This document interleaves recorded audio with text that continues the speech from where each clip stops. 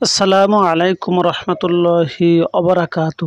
একটি উজ্জ্বল তারকা কোন এক সময় হযরত নবী করিম সাল্লাল্লাহু আলাইহি সাল্লাম হযরত জিবরাইল আলাইহিস সালামের নিকট জিজ্ঞেস করলেন, হে ভাই জিবরাইল, তোমার বয়স কত হয়েছে? নবী করিম সাল্লাল্লাহু আলাইহি সাল্লামের প্রশ্নের উত্তরে হযরত জিবরাইল আলাইহিস সালাম উত্তর করলেন, হে আল্লাহর রাসূল, আমি আমার বয়স সম্পর্কে কিছুই বলতে পারি না, তবে আমি আপনাকে আমার বয়স সম্পর্কে এতটুকু তথ্য জানাইতে পারি যে চতুর্থ আসমানে একটি উজ্জ্বল তারকা ছিল।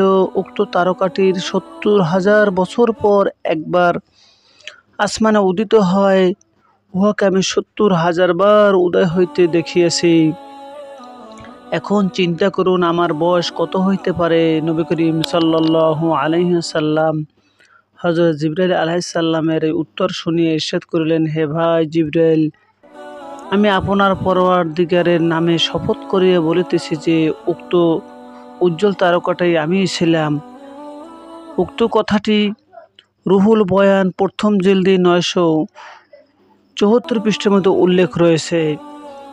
কোরআন শরীফে আল্লাহ তাআলা ইরশাদ করেন, বিসমিল্লাহির রহমানির রহিম, ওমা আরসালনাকা ইল্লা রাহমাতাল লিল আলামিন।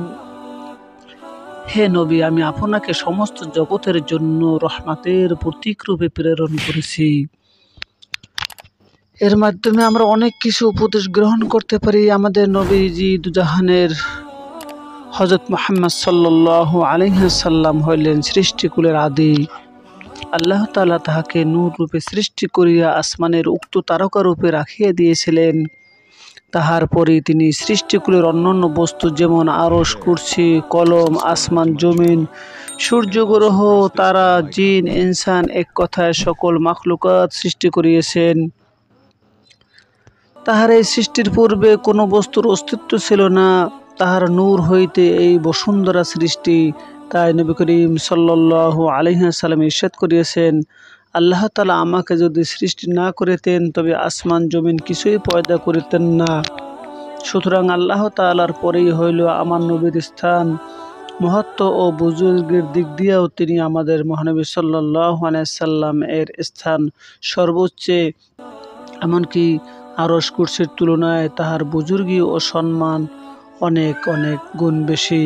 মহান আল্লাহ তাআলা পৃথিবীর সকল মানুষকে হেফাজত করুন। আল্লাহ এবং রসুলের পথে চলার তৌফিক দান করুন। বেশি বেশি আমল করার তৌফিক দান করুন। বেশি বেশি দুরূদ শরীফ পড়ার আমল করার তৌফিক দান করুন। আমিন। আসসালামু আলাইকুম রহমতুল্লাহি ওয়া বারাকাতুহু।